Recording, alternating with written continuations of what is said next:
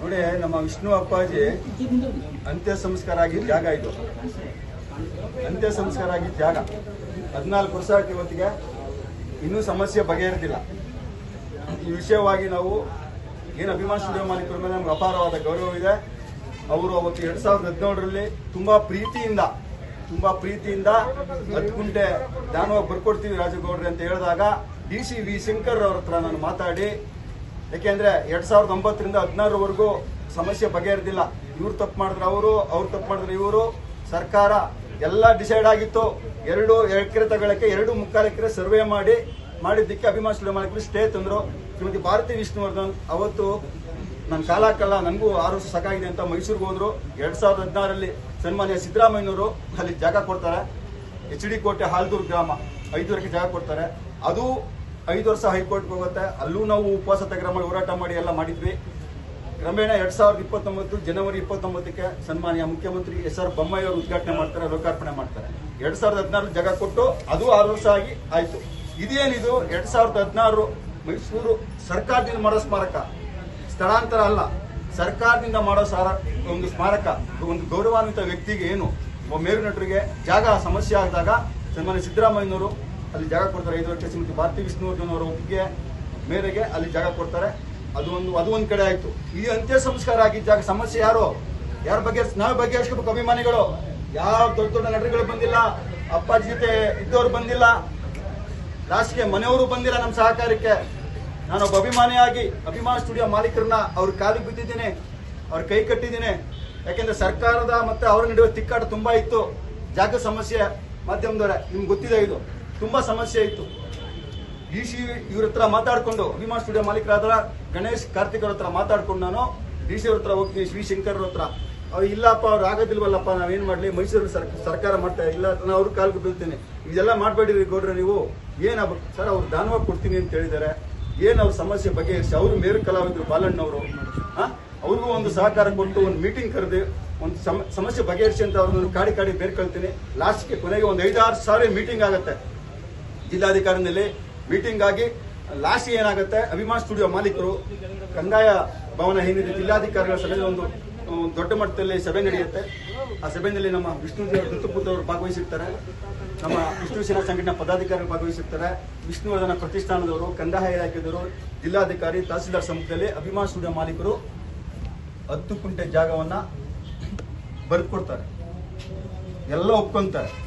ಯಾವಾಗ 2017 ಡಿಸೆಂಬರ್ 5ನೇ ತಾರೀಕು 10 ದಿವಸಗಳಾದ್ಮೇಲೆ DC ವಿ ಶಂಕರ್, ತಹಸೀಲ್ದಾರ್ ಮಂಜಪ್ಪ ಈ ಸ್ಥಳಕ್ಕೆ ಬಂದು ಸರ್ವೆ ಮಾಡಿ ಲೆಕ್ಕ ಹಾಕಿ, ಸನ್ಮಾನ್ಯ ಅಭಿಮಾನ ಸ್ಟುಡಿಯೋ ಮಾಲೀಕರಾದ ಕಾರ್ತಿಕ್ ಅವರು ಇರ್ತಾರೆ, ಅವ್ರ ಸಮ್ಮುಖದಲ್ಲಿ ಅಳತೆ ಮಾಡಿ 10 ಗುಂಟೆ ದಾನವಾಗಿ ಎಲ್ಲ ಅಳತೆ ಮಾಡ್ಕೊಂಡು ಹೋಗ್ತಾರೆ. ಇವರು ಬಂದಿದ್ರು, DC ಅಧಿಕಾರಿ ಬಂದಿದ್ರು. ಎಲ್ಲ ಒಂದು ಮಟ್ಟಕ್ಕೆಲ್ಲ ಒಂದು ಯಶಸ್ವಿಯಾಗಿ ಆಯ್ತು. ಎಲ್ಲ ಆಗಿತ್ತು. ಸರ್ವೆ ಮಾಡಿದ್ರಷ್ಟೇ. ಆವಾಗ ಬೇರೆ ಒಂದು ಸರ್ಕಾರ ಬರುತ್ತೆ, ಕುಮಾರಸ್ವಾಮಿ ಅವ್ರಿಗೆ, ಅವ್ರಿಗೂ ಮನವಿ ಕೊಡ್ತೀನಿ ನಾನು. ಅವರು ಒಂದೆರಡು ಮನವಿ ಕೊಟ್ಟಾಗ ಏನು ಸರ್ವೆ ಮಾಡಿದ್ರು ಆ ದಾಖಲೆಯನ್ನು ಬಿಡುಗಡೆ ಮಾಡ್ತಾರೆ. ಅಲ್ಲಿಗೆ ಕೆಲಸ ಅಷ್ಟಕ್ಕೆ ಸ್ಟಾಪ್ ಆಗಿರುತ್ತೆ. ಯಾರು ಇದ್ರ ಬಗ್ಗೆ ಗಮನ ಕೊಡಲ್ಲ. ಯಾಕೆಂದ್ರೆ ಸ್ಮಾರಕನೂ ಅಲ್ಲಿ ನಿರ್ಮಾಣ ಆಗಿಲ್ಲ, ಲೋಕಾರ್ಪಣೆ ಆಗಿಲ್ಲ. ಇದು ಹೆಂಗ್ ಮಾಡ್ಕೊಡ್ತಾರೆ? ಇದೇ ಶ್ರೀಮತಿ ಭಾರತಿ ವಿಷ್ಣುವರ್ಧನ್, ನಿಮ್ಮ ಸರ್ಕಾರಗಳು 2009ರಿಂದ 2016ವರೆಗೂ ಅಭಿಮಾನ ಸ್ಟುಡಿಯೋದಲ್ಲೂ ನೀವು ಸ್ಮಾರಕ ಮಾಡಲಿಲ್ಲ. ಅಲ್ಲಿ ಜಾಗ ಕೊಟ್ರಿ 16ರಲ್ಲಿ, ಇನ್ನೂ ಅಲ್ಲೂ ಅದು ಹೈಕೋರ್ಟ್ಗೆ ಹೋಗಿದೆ. ನಾನು ಏನ್ ಮಾಡ್ಬೇಕು? ಅಭಿಮಾನಿಗಳು ಬರ್ತಾರೆ, ಅವ್ರ ಅಭಿಮಾನ, ನಾನು ಅವ್ರು ತಡೆಯಲ್ಲ. ಫಸ್ಟ್ ನಿಮ್ಮ ಸರ್ಕಾರದಿಂದ ಲೋಕಾರ್ಪಣೆ ಮಾಡಿ ಇದನ್ನ ಮಾಡ್ಕೊಡಿ ಅಂತ ಹೇಳ್ತಾರೆ DC ವಿ ಶಂಕರ್ಗೆ.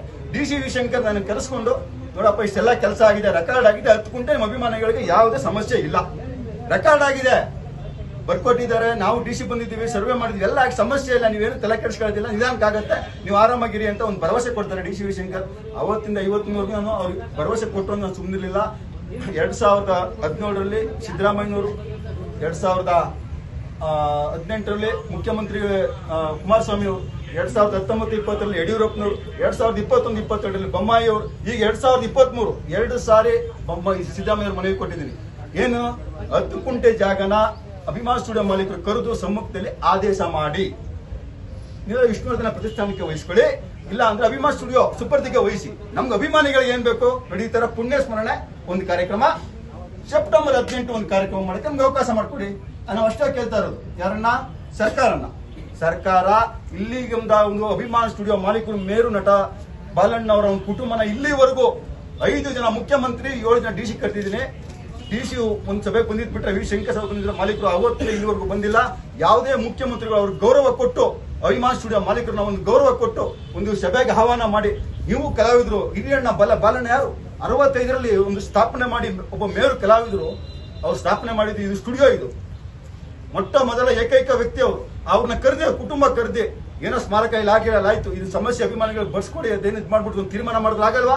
ಯಾವುದೇ ಮುಖ್ಯಮಂತ್ರಿಗಳು ಇಲ್ಲಿವರೆಗೂ ಜವಾಬ್ದಾರಿ ತಗೊಂಡಿಲ್ಲ. ನಾನು ಎಲ್ಲಾ ಮುಖ್ಯಮಂತ್ರಿ ಡಿಸಿಗಳು ಮನವಿ ಕೊಟ್ಟಿದ್ದೇನೆ. ಇವತ್ತು ನಾನು ಹೈಕೋರ್ಟ್ಗೆ ಹೋಗಿದ್ದೆ 2023 ಜನವರಿನಲ್ಲಿ. ಅಭಿಮಾನ್ ಸ್ಟುಡಿಯೋ ಮಾಲೀಕರಿಗೆ ಬೇಜಾರಾಗಿ ಅವರು ಯಾವುದೋ ಕಾರಣಾಂತರಗಳಿಂದ ನಾವು ಬರ್ಕೊಟ್ಟಿಲ್ಲ ಅಂತ ಹೇಳ್ತಾರೆ ಕೋರ್ಟ್ ಅಲ್ಲಿ.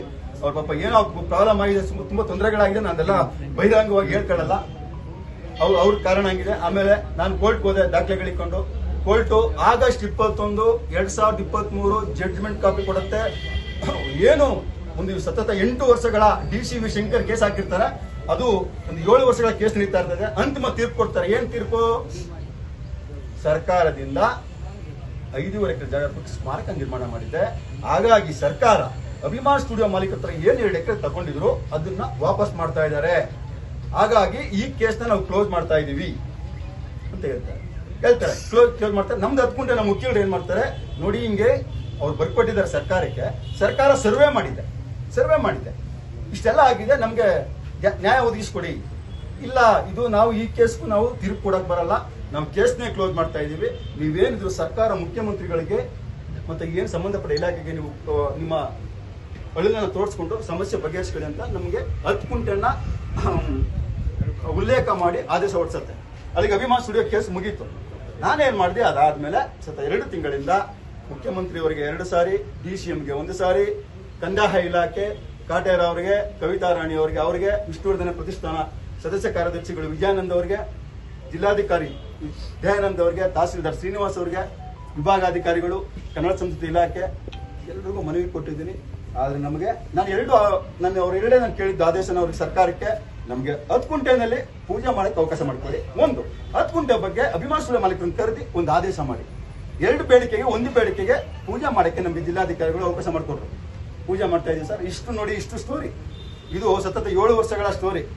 ಇವತ್ತು ನೋಡಿ, ನಮ್ಮ ವಿಷ್ಣುಜಿ ಅವರ ದತ್ತು ಪುತ್ರ ಅವ್ರಿಗೆ ಅಗ್ನಿಸ್ಪರ್ಶ ಮಾಡಿದ್ದು ಸುಮಾರು 35 ವರ್ಷ ಇದ್ರು. ಅವ್ರ ತಾಯಿಯವ್ರಿಗೂ ಅಗ್ನಿಸ್ಪರ್ಶ ಮಾಡಿದ್ರು. ನಾನು ಎಲ್ಲಿ ಪೂಜೆ ಮಾಡ್ಕೊಂಡ್ ಬಂದಿದ್ದೀನಿ, ನಾನು ಅವ್ರ ಕೈಲೇ ಮೊದಲೇ ಪೂಜೆ ಮಾಡಿಸೋದು. ನಾವು ಇರೋದು ಇಷ್ಟು ಸಮಸ್ಯೆ ಇದೆ. ಇವತ್ತೇನು ನಮ್ಮ ಗೌರವಾನ್ವಿತ ನಮ್ಮ ರಮೇಶ್ ಅವರು ಬಂದಿದ್ದಾರೆ, ಬಿ.ವೈ. ರಮೇಶ್, ನಮ್ಮ ಬಿಡಕ್ಕಿಳಿ. ಇವತ್ತು ಅವರು ಒಂದು ಸಮಾಜ ಸೇವೆ ಮಾಡ್ಕೊಂಡು ಬಂದಿದ್ದಾರೆ. ನಮ್ಮ ಟ್ರಸ್ಟ್ಗೆ ಗೌರವಯುತವಾಗಿ ನಮಗೆ ಏನು ಇವತ್ತು ನಾವು ಕೋರ್ಟ್ಗೆ ಹೋಗಿದ್ದೀವಿ, ಎಲ್ಲದಕ್ಕೂ ಸಹಕಾರ ಮಾಡ್ತಾ ಇದ್ದಾರೆ.